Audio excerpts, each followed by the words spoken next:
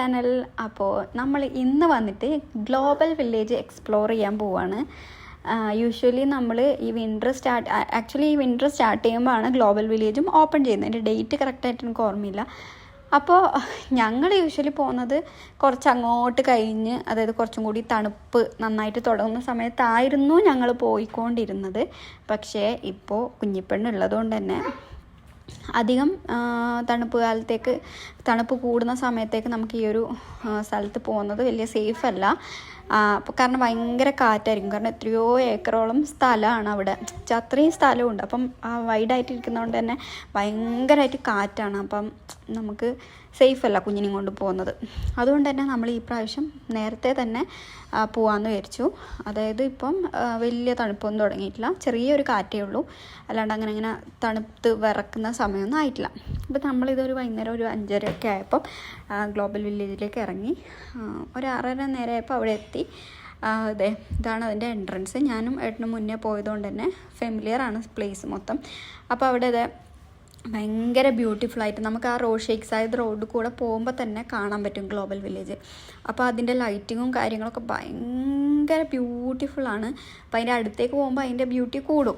അപ്പോൾ നന്നായിട്ടാണ് അവരെല്ലാം സെറ്റപ്പ് ചെയ്തിരിക്കുന്നത്.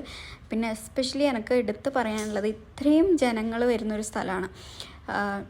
സത്യമായിട്ടും അതിനെ നമുക്ക് റെസ്പെക്റ്റ് ചെയ്തേ പറ്റൂ. കാരണം ഇത്രയും ആൾക്കാരെന്ന് പറഞ്ഞു കഴിഞ്ഞാൽ അത്രയും ആൾക്കാരുണ്ട് അവിടെ. പാർക്കിങ്ങിലൊന്നും നമുക്ക് വണ്ടി പാർക്ക് ചെയ്യാൻ കിട്ടാൻ അത്രയും ബുദ്ധിമുട്ടാണ്. അപ്പോൾ എന്ന് വെച്ച് കഴിഞ്ഞാൽ അവിടുത്തെ ടോയ്ലറ്റ്സ് എന്ത് നീറ്റ് ആൻഡ് ക്ലീൻ ആണെന്നറിയോ. ഇത്ര ആൾക്കാർ യൂസ് ചെയ്യുന്ന ടോയ്ലറ്റ്സ് അവർ ഇത്രയും ക്ലീനായിട്ട് ഒരു ഡേർട്ട് പോലും ഇല്ലാണ്ട് ക്ലീൻ ചെയ്യണമെങ്കിൽ ബിഗ് സല്യൂട്ട് ടു ക്ലീനിങ് ടീമിന്. ഭയങ്കര ഒരു ബിഗ് സല്യൂട്ട് തന്നെ നമ്മൾ ചെയ്യുന്നു. കാരണം അത്രക്കും നീറ്റാണ്. പോയവർക്കറിയാം അവിടെ നമുക്കൊന്നും നോക്കണ്ട ബാത്റൂം പോകാൻ. സാധാരണ നമ്മളിങ്ങനെ പബ്ലിക് പ്ലേസിലൊക്കെ ഇങ്ങോട്ടൊക്കെ പോകുമ്പോൾ നമ്മളെപ്പോഴും ടെൻഷൻ അടിക്കുന്ന ഒരു കാര്യമാണ്, കൺസേൺ ആവുന്ന ഒരു കാര്യമാണ് വാഷ്റൂം എങ്ങനെ ഉണ്ടാവും എന്നുള്ളത്. പക്ഷെ അത് സൂപ്പറാണ്. അപ്പോൾ നമ്മൾ അവിടെ എത്തി. അപ്പോൾ ഞാൻ എത്തിയപാടെ കുഞ്ഞിപ്പെണ്ണിന് കുറച്ച് ഫുഡ് കൊടുത്തു. അല്ലെങ്കിൽ അവൾ കുറച്ചും കൂടി എക്സൈറ്റഡ് ആവും കാര്യങ്ങളൊക്കെ കാണുമ്പോൾ. പിന്നെ ഒന്നും തിന്നൂല. പക്ഷേ കുറച്ചേ തിന്നില്ല സത്യം പറഞ്ഞു കഴിഞ്ഞാൽ. എന്നിട്ട് നമ്മളിത് നേരെ ഫസ്റ്റ് തന്നെ ഇന്ത്യയുടെ പവലിയനിലാണ് പോയത്.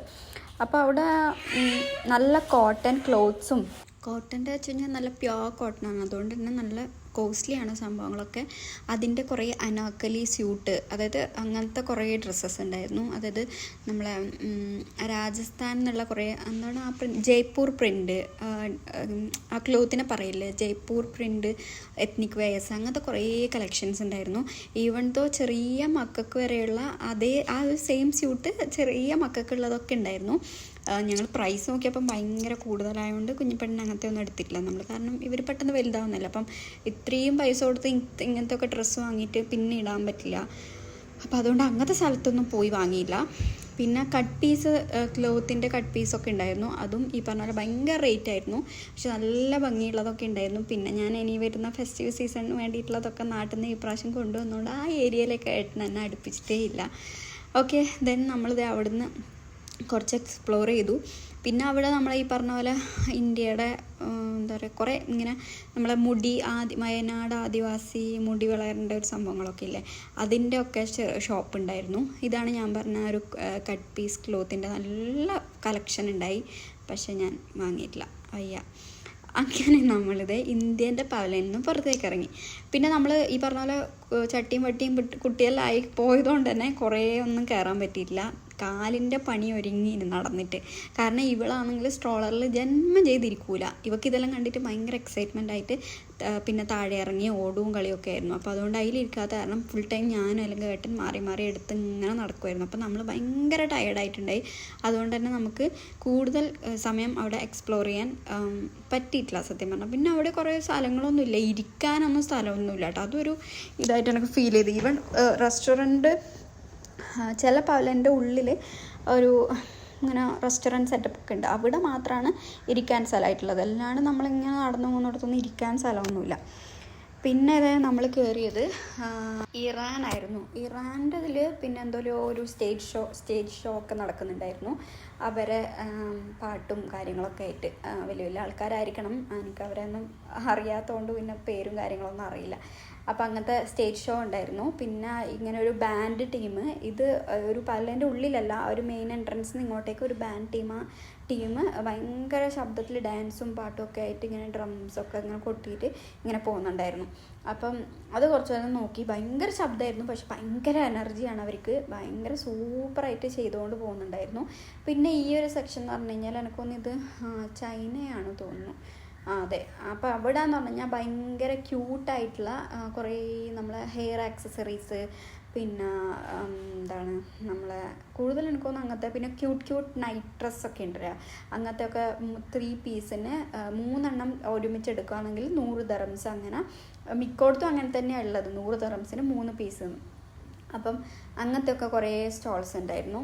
പിന്നെ നമ്മൾ പോയത് വെച്ച് കഴിഞ്ഞാൽ ഇത് ഒരു ഗെയിമിംഗ് സെക്ഷനാണ്. അത് വെച്ചാൽ ഇവിടെ വലിയ വലിയ ഗെയിമല്ല, മറ്റേ ഈ ആക്ടിവിറ്റീസൊക്കെ ഉള്ള സ്ഥലമില്ലേ, നമ്മൾ ആകാശത്തോണി എന്നൊക്കെ പറയാം, അതിന് അങ്ങനത്തെ ഒക്കെ സാധനങ്ങളൊക്കെ ഉള്ള വലിയ വലിയ സാധനങ്ങളൊക്കെ ഉണ്ട്. പക്ഷെ അതിനൊന്നും കയറാൻ പറ്റില്ല, താഴെ എത്തുമ്പോൾ ജീവൻ ഉണ്ടാവില്ല. അങ്ങനത്തെ കുറേ സ്ഥലങ്ങളുണ്ട് അവിടെ, മീൻസ് കുറേ ആക്ടിവിറ്റി ചെയ്യുന്ന സാധനങ്ങളുണ്ട്. പക്ഷെ അതിലൊന്നും നമ്മൾ പോയിട്ടില്ല. അവരൊക്കെ അതിൽ കയറിയവരൊക്കെ ഭയങ്കര കരച്ചിലും പിടിച്ചലെല്ലായിരുന്നു. പിന്നെ അത് കഴിഞ്ഞിട്ട് ഇത് കണ്ടേ, ഈ മറ്റേ ടർക്കിഷ് ഐസ്ക്രീം, അവിടെ ജസ്റ്റ് ഒന്ന് പോയി നിന്നു, വാങ്ങിയില്ല സത്യം പറഞ്ഞു കഴിഞ്ഞാൽ. പിന്നെ നമ്മൾ മാംഗോ സ്റ്റിക്കി റൈസ് ട്രൈ ചെയ്തിട്ടുണ്ടായിരുന്നു, കാരണം നമ്മൾ കഴിഞ്ഞ വർഷം തായ്ലാൻഡ് പോയപ്പോൾ അവിടുന്ന് കഴിച്ചിട്ടുണ്ടായിരുന്നു. പക്ഷേ ആ ഒരു ടേസ്റ്റ് എനിക്ക് ഇവിടെ ഫീൽ ചെയ്തിട്ടില്ല, ആ മാംഗോൻ്റെ മധുരമൊന്നും എനിക്ക് ഇവിടെ ഫീൽ ചെയ്തിട്ടില്ല. പിന്നെ നമ്മളവിടെ തായ്ലാൻഡിൻ്റെ പോലയിൽ കയറിയിട്ടുണ്ടായി. എങ്ങനെയാണ് തായ്ലാൻഡ്, നമ്മൾ പോയ സ്ഥലമാണല്ലോ, അപ്പോൾ എങ്ങനെയുണ്ട് അവിടുത്തെ സംഭവങ്ങളൊക്കെ ഉണ്ടോ എന്ന് നോക്കാം. പക്ഷെ എനിക്ക് അങ്ങനെ ഇമിറ്റേറ്റ് ചെയ്യുന്ന പോലെ ഒന്നും തോന്നിയിട്ടില്ല. കുറച്ച് സാധനങ്ങളൊക്കെ ഉണ്ടായിരുന്നു, അത്ര തന്നെ. അപ്പോൾ അങ്ങനെ നമ്മൾക്ക് ഇങ്ങനെ ഒരു 3, 4, 5 പവലിയനിലേക്ക് 5 കയറിയില്ലാന്ന് തോന്നുന്നു. പിന്നെ ഈ സംഭവം കുറേ നടന്നപ്പോൾ തന്നെ ഞാൻ പറഞ്ഞ പോലെ കാലുവേദനയൊക്കെ ആയതുകൊണ്ട് തന്നെ നമ്മൾ പിന്നെ ഒരു 9:30 ആയപ്പോൾ അവിടുന്ന് തിരിച്ചു, പിന്നെ നേരെ റൂമിലേക്ക് വന്നു. അപ്പം ഒരു ഈവനിങ് നല്ലതായി എക്സ്പ്ലോർ ചെയ്തു. കുറച്ച് പിള്ളേരുണ്ടായതുകൊണ്ട് കുറച്ച് ടയേർഡായിരുന്നു, എന്നാലും നന്നായിട്ട് എൻജോയ് ചെയ്തു. അപ്പോൾ എല്ലാവർക്കും ഈ ഒരു വീഡിയോ ഇഷ്ടപ്പെട്ടു എന്ന് വിചാരിക്കുന്നു. ഇഷ്ടപ്പെട്ടു കഴിഞ്ഞാൽ മസ്റ്റായിട്ടും ഷെയർ ചെയ്യുക, ലൈക്ക് ചെയ്യുക, ചാനൽ സബ്സ്ക്രൈബ്